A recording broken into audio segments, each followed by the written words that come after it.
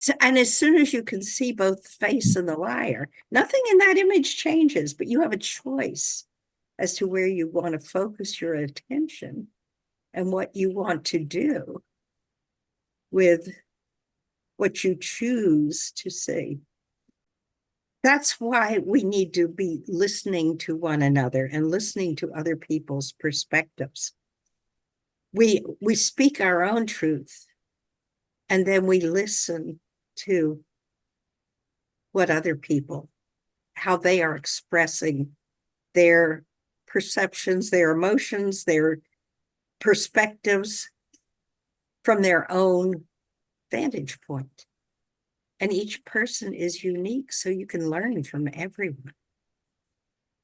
And then you can choose who you are going to be, going back to one of those original slides of, I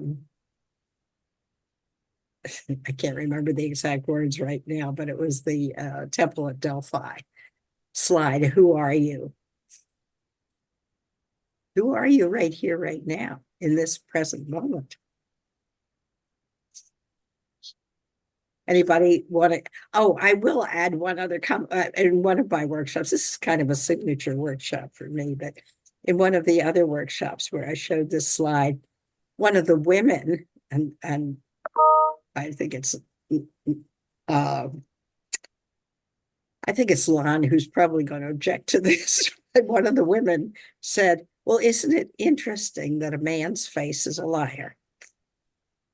Dancing a cosmic dance or playing a cosmic game with one another, but both giving and receiving, you get into this infinity flow, or it's a sharing of perspectives. And then instead of saying, the way I see it is right, that is a man's face, and you better change the way you think, instead of saying that, it's listening to the other person and then saying, oh, well, isn't that interesting? I never saw it that way before.